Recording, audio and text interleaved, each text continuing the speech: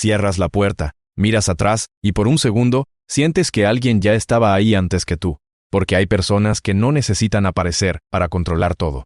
Y Ismael Zambada García es una de ellas. Durante décadas, su nombre ha estado en todas partes, pero su rostro casi en ninguna. No hay entrevistas, no hay discursos, no hay necesidad, porque mientras otros buscaban fama, él construía algo mucho más peligroso: silencio. Tú conoces el narcotráfico como una historia de poder, dinero y violencia.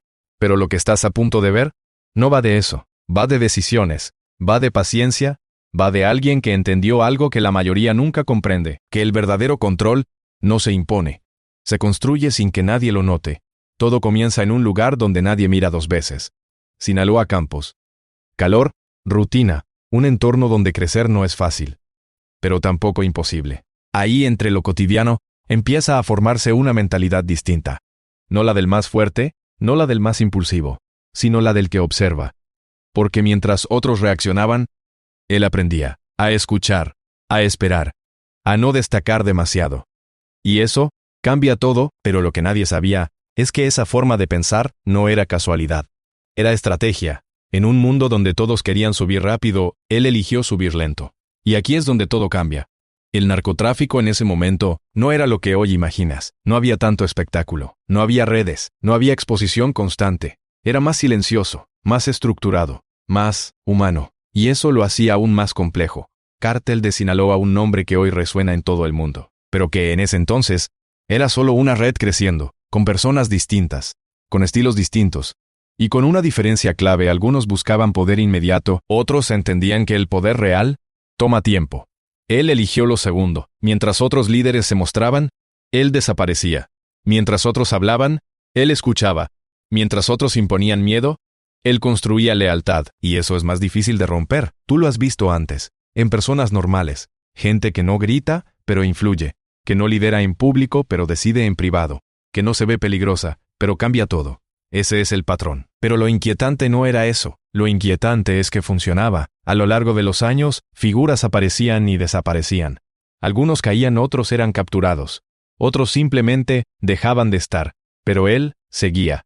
Siempre ahí, pero nunca visible. Y aquí es donde probablemente te haces una pregunta: ¿cómo alguien puede mantenerse tanto tiempo en un entorno donde todo es inestable? La respuesta no es lo que esperas.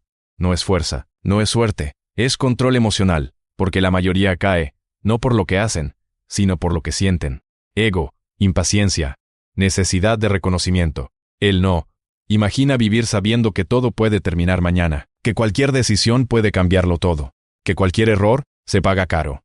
Tú podrías mantenerte frío, podrías no reaccionar, podrías desaparecer, cuando todos esperan que aparezcas. Eso es lo que los separa. Pero hay algo más, algo que pocos mencionan: la doble cara. Por un lado, una figura dentro de una estructura criminal compleja. Por otro, una persona que, según múltiples relatos, mantenía una vida sorprendentemente discreta, sin excesos visibles, sin exposición innecesaria, sin ruido. Y eso desconcierta, porque rompe la imagen que tienes. Te hace pensar: ¿y si el peligro no siempre se ve como imaginas? Y aquí es donde todo cambia otra vez, porque no se trata solo de lo que hacía, sino de cómo pensaba. Las decisiones no eran impulsivas, eran calculadas, frías, pero no caóticas. Había estructura, había lógica, había paciencia. Y eso lo vuelve incómodo, porque te obliga a aceptar algo difícil: que la inteligencia no siempre se usa para construir. A veces, se usa para sostener sistemas complejos, durante años, sin romperse. Pero lo más inquietante viene ahora, porque a lo largo del tiempo, hubo momentos donde todo pudo cambiar. Capturas cercanas, movimientos inesperados, cambios internos, errores que en otros casos habrían terminado la historia. Pero no aquí. ¿Por qué? Porque cada vez que parecía que algo se rompía, había adaptación. Y eso es lo más peligroso. No la fuerza, no la violencia. La capacidad de ajustarse sin perder el control. Tú también lo has visto. Personas que cambian, pero no evolucionan. Que se adaptan, pero para seguir igual. Ese tipo de mente es difícil de anticipar. Y entonces llegamos a un punto clave. El entorno. Nada de esto ocurre en el vacío. Hay contexto, hay historia, hay circunstancias, y entender eso no justifica nada, pero sí explica, porque nadie se forma aislado. Y aquí entra algo incómodo: la línea entre lo que eres y lo que podrías haber sido. ¿Hasta qué punto las decisiones son tuyas y hasta qué punto son el resultado de todo lo que te rodea?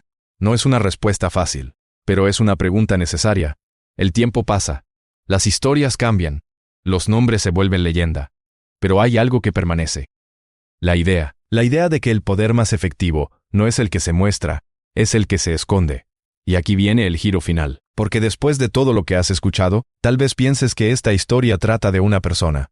Pero no es así. Trata de un patrón, de cómo alguien puede moverse dentro de sistemas complejos sin ser detectado, de cómo la mente humana puede justificar, adaptarse y continuar. Y lo más inquietante es que ese patrón no es exclusivo de este caso. Existe en empresas, en relaciones, en círculos sociales, personas que no parecen peligrosas, pero que influyen, que mueven, que deciden, sin que lo notes. Y entonces, la pregunta cambia. Ya no es ¿quién era?